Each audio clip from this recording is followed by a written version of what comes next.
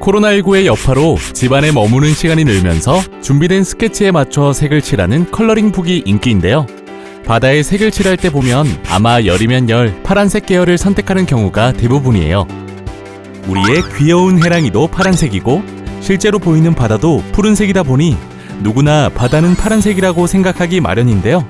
하지만 푸르게 보이는 바닷물을 컵에 담아보면 파란색이 아니라 보통의 물처럼 투명하죠? 아무 색도 없는 바다는 왜 우리 눈에 파란색으로 보이는 걸까요? 바다는 시원하기 때문일까요? 바닷물이 파란색인 이유, 똑똑한 바다에서 알려드립니다. 색깔에 대한 비밀을 풀기 전에 먼저 우리 눈이 사물을 인식하고 볼 수 있는 원리에 대해 아는 게 중요해요. 우리가 눈으로 사람이나 사물 같은 것들을 볼 수 있는 이유는 태양광선 덕분인데요. 태양광선은 빛 파장의 길이에 따라 크게 우리의 눈으로 볼 수 있는 영역과 볼 수 없는 영역으로 구분되며 우리가 볼 수 있는 빛을 바로 가시광선이라고 해요. 반대로 우리가 볼 수 없는 빛의 영역에는 자외선과 적외선이 있는데요. 참고로 여름철 피부에 적인 자외선은 가시광선보다 짧은 파장에 비치며 의료기기나 카메라 등에 많이 쓰이는 적외선은 가시광선보다 파장이 더 길어요. 우리가 눈으로 볼 수 있는 모든 색은 가시광선의 파장이 반사하여 특정 색으로 나타난 것인데요. 무지개를 생각하면 빛의 파장과 색의 관계를 좀 더 쉽게 이해할 수 있어요. 무지개가 주로 언제 생기는지는 다들 알고 계시죠? 비가 내린 직후 많이 생기는 무지개는 태양으로부터 온 가시광선이 남아있는 물방울에 의해 분산되어 빛이 굴절되는데요. 이때 그 파장률에 따라 우리가 아는 무지개의 색인 빨주노초 파남보로 보이게 되는 거예요. 빛의 파장이 길면 빨간색으로 나타나고 차례대로 파장이 짧아지다가 가장 마지막에 보라색을 띠게 되는데 분수대에서 볼 수 있는 무지개도 같은 원리로 빛의 굴절과 파장이 일어나 우리 눈에 보이는 거예요. 바로 이 과정에서 바닷물의 파란색도 결정되는데요. 빛이 바다에 닿는 순간 파장이 긴 붉은 계열 색들은 물에 금방 흡수되고 반대로 파장이 짧은 푸른 계열 색들은 바닷물을 통과하게 돼요. 참고로 아침과 저녁 시간대에 하늘이 붉게 보이는 것은 태양의 고도가 낮아 파장이 긴 붉은 계열의 빛만 가시권에 들어오기 때문이라고 해요. 통과한 빛은 바다의 물 분자에 부딪혀 다시 사방으로 흩어지게 되는데 이를 빛의 산란이라고 해요. 바닷물을 통과한 푸른 계열 빛만 남아 산란하기 때문에 우리 눈에는 바다가 시원한 파란색으로 보이는 거예요. 수심이 깊은 바다는 더 짙은 파란색이나 심지어 시커멓게 보일 때도 있는데요. 수심 60에서 70m 이상이 되면 푸른 계열 빛마저 흡수되고 수심 150m 이상의 심해에는 빛이 사라진 상태가 되어 우리 눈에는 검은색에 가깝게 보이는 거라고 해요.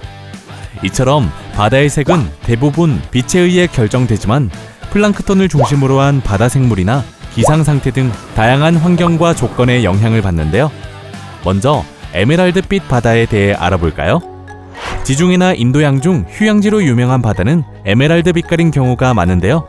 이유는 바로 산호 때문이에요.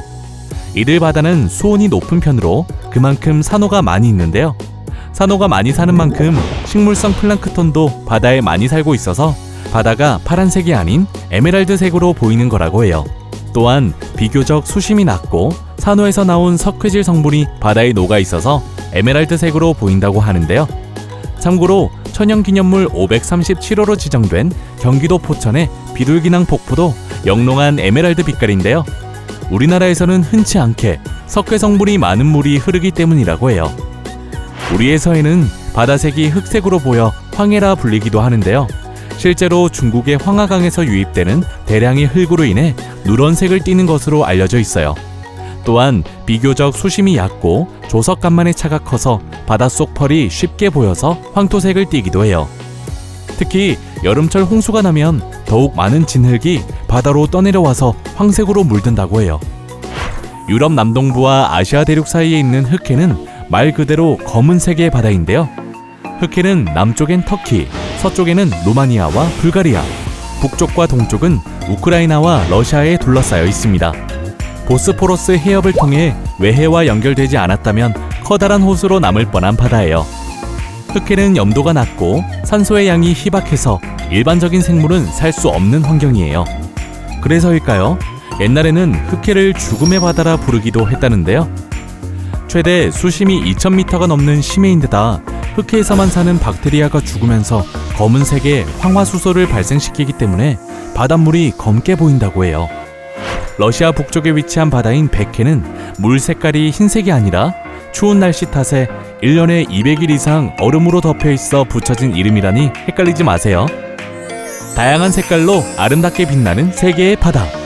이제 바다를 볼 때는 태양에서부터 시작된 빛의 과학까지 생각해보면 어떨까요? 똑똑한 바다. 오늘은 투명한 바닷물에 숨어있는 빛의 과학에 대해 알아봤습니다. 해수부는 언제나 여러분의 질문을 기다립니다. 바다에 대한 궁금증을 댓글로 달아주세요. 해수부가 답합니다. 구독과 좋아요 꾹